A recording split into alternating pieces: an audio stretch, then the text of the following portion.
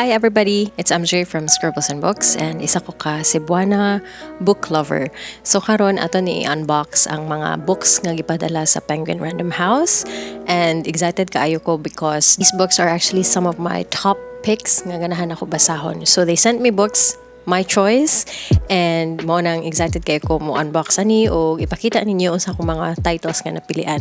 So let's start with this smaller package and unbox it. Ito ni unbox. There we go.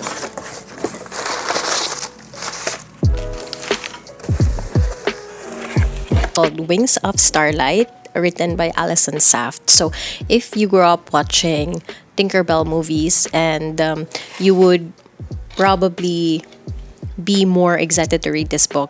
But if you don't have any background sa lore sa mga fairies sa Pixie Hollow, then pwede ra sa di mo sugdan ani nga libro. Para nako nindot kayo ang cover. Excited kay kumubasa ani kay story ni siya ni Queen Clarion sa katong wala pa siya nahimong queen and in training pa lang siya and parang she's about to go through with her coronation as new queen of Pixie Hollow, pero mga stories nga will test her leadership and also will also test kung asa gyud iyahang prefer mo follow ba siyang heart, siyang kasing-kasing or iyahang sundon ang iyahang fate, which is to become queen. And as far as I know, if you become a queen, kinahanglan nimo i-tone down ang imong pagtabang sa individual, but rather you have to kinda focus on the larger scale of Pixie Hollow kung mga subjects nimo tanan ang imuhang gilid. So interesting kaayo siya nga book and I can't wait to read this. Very whimsical ang iyahang cover and this is also hardcover. So mana siya tong first book. Now let's open the other box. Okay.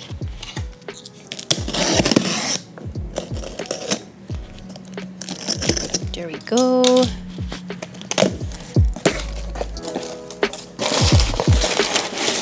Okay, so kani interesting kaayo ang sulod sa kani nga box because these are the 2 volumes sa The Apothecary Diaries. And ganahan kay ko nagkatanaw sa anime actually.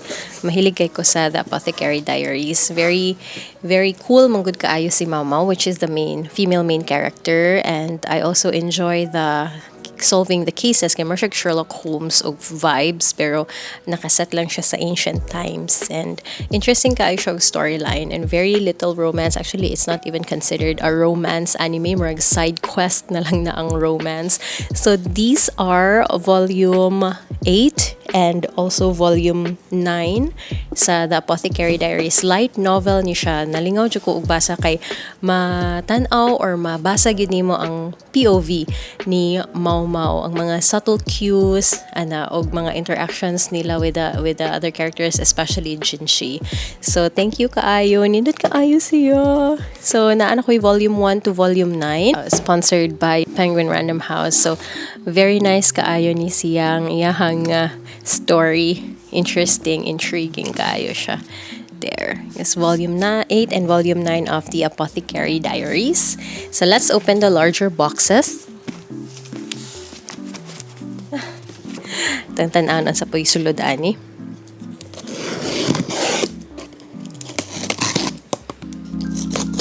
There. Okay.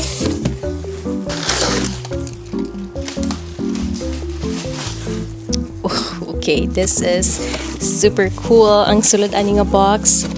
The first book is a New York Review Books edition. This is Iza's Ballad by Magda, Szabo, translated by George Zertes. And sa wala pa nakibalo, kani mga New York Review Books, mahilig kay kumugbasa ani kay they are mostly translated works of fiction sa literary fiction nga genre kasagaran.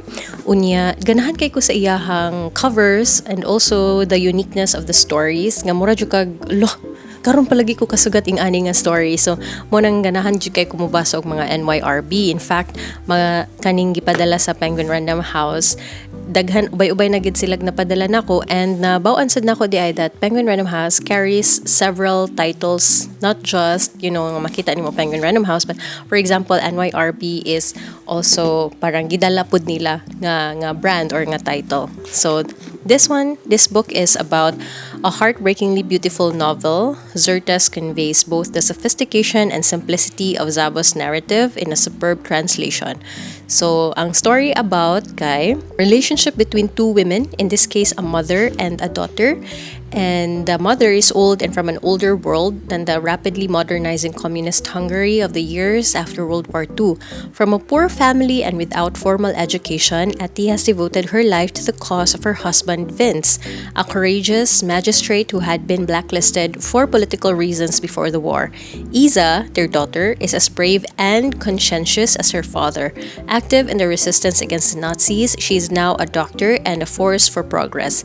Isa lives and works in Budapest, and when Vince dies, she is quick to bring Etty to the city to make sure her mother is close and can be cared for. She means to do everything right, and Etty is eager to do everything to the satisfaction of the daughter she is so proud of. But good intentions aside, mother and daughter come from two different worlds and have different ideas of what it means to lead a good life. Though they struggle to accommodate each other, increasingly they misunderstand and hurt each other, and the distance between them widens into an abyss. So nindot kaayo siya nga plot, and isa sa mga pinaka difficult for me is that really the mother and daughter kind of relationship. And I've read a few literature that parang supports that notion nga mother and daughter relationship is really tricky tungod ana differences of mindset, differences of point of views. So reading this from the point of view of Magda Szabo, the writer of Isa's Ballad, I'm pretty sure that I would definitely enjoy this one, but let's see how it goes. So that's one. And then another book kani siya is a Penguin classic and deckled edges. So kaning mga uneven edges niya is called deckled edges.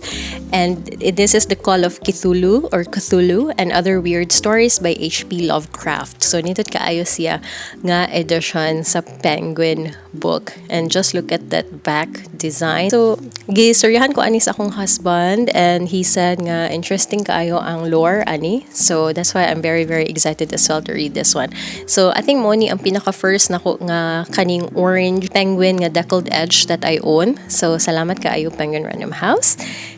Okay, and then the last book in this box, napatay isa ka box remaining. This is newly released. So excited kay ko mabasa ani by Katherine Arden. If you don't know yet, ganahan ko sa Winter Night trilogy ni Katherine Arden, and I am obsessed with that trilogy. So now karon na siya bagong release nga book. Katherine Arden released The Unicorn Hunters. Very nice kaayo ang iyahang cover.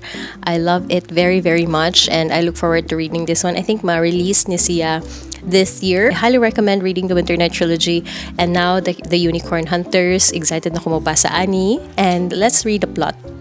So in a desperate gamble to save her throne, a young monarch arranges a secret marriage, conceals it in the shadows of an enchanted forest, and unknowingly alters the fate of her world. In this dazzling novel from the New York Times bestselling author of The Bear and the Nightingale, Anne of Brittany was a child when France invaded and drove her royal father to his death. Now she is a young woman, sovereign duchess of an occupied realm, and France means to crown their conquest by marrying her to their king. Such an alliance would put her title, her lands, and her body forever in the hands of her enemies, but Anne refuses to be the last Duchess of Brittany. Her only hope of resisting conquest is another alliance sealed with marriage, so Anne arranges a daring last gambit, a secret betrothal to Charles of France's greatest rival.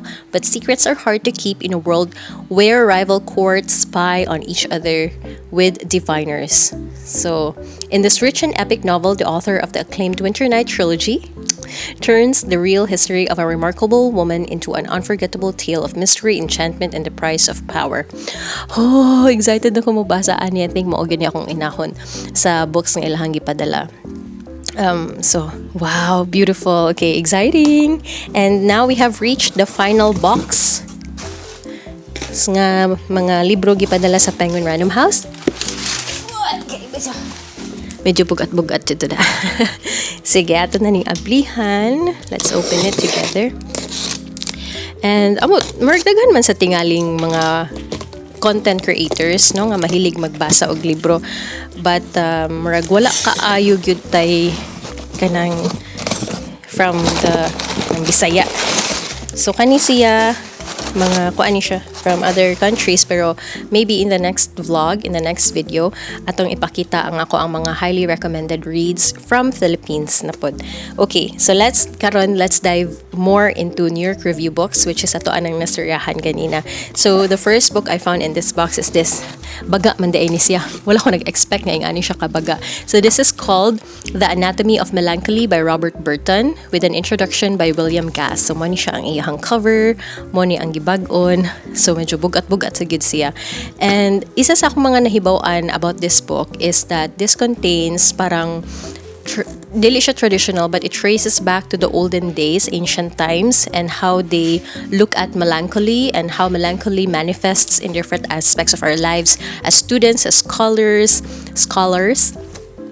in our health and towards love. So interesting kaayo ni siya nga book, and I am very excited to dive deep into this. People express, or rather people describe this book as though it is a library that you step in and out. It's not something that you should read in one go, but rather it feels like it is a library in itself. So mo ni siya, The Anatomy of Melancholy. So next book is Hard Rain Falling by Don Carpenter. And Don Carpenter's Hard Rain Falling is tough as nails account of being down and out but never down for good. A Dostoevskian tale of crime, punishment, and the pursuit of an ever-elusive redemption. So, interesting kaayo mo ang ako ni siyang gipili kay nakita na ko Dostoevskian tale of crime, punishment, and the pursuit of an ever-elusive redemption. Like, oh my gosh, exciting. Can't wait to read it as well. And then another book by Magda, which is also the author of the book that I just mentioned earlier on. This is called The Door. It's an unsettling exploration of the relationship between two very different women. Magda is a writer, educated, married to an academic, public-spirited, with an on-again, off-again relationship to Hungary's communist authorities. Amaranth is a peasant, illiterate, impassive, abrupt, seemingly ageless. She lives alone in a house that no one else may enter, not even her closest relatives. So this is really, really interesting at the same time, and maganahan kay ko na sugdan na siya, but I think I would pick the previous one first, which is Isa's Ballad for Magda. And then finally, we have this book, another NYRB New York Review book. This is called Cassandra at the Wedding by Dorothy Baker. And this book is about Cassandra, who is a graduate student at Berkeley, gay, brilliant, nerve-wracked, and miserable. At the beginning of this novel, she drives back to her family ranch in the foothills of the Sierras to attend the wedding of her identical twin, Judith, to a nice young doctor from Connecticut. Cassandra, however, is hell-bent on sabotaging the wedding. Hala, chaotic kaayo ni siya nga book. So maoni tanan ang ato ang nadawat gikan sa Penguin Random House. Thank you so much sa pagpadala ani. Salamat sad kaayo kay Honey sa pagsalig ani nga mga libro, because she actually was the one who discovered my journey in the book community, and now I am reading these books, my picks, and Penguin Random House has constantly been very, very supportive. So thank you so much for sending me these books. And if you want to hear my book reviews on these amazing titles, make sure to stay tuned. Atong sunod istoryahan na pod ang Filipino literature nga ganahan kaayo ko nga i-recommend sa inyo has. So this has been MJ from Scribbles and Books. See you in the next video. Bye!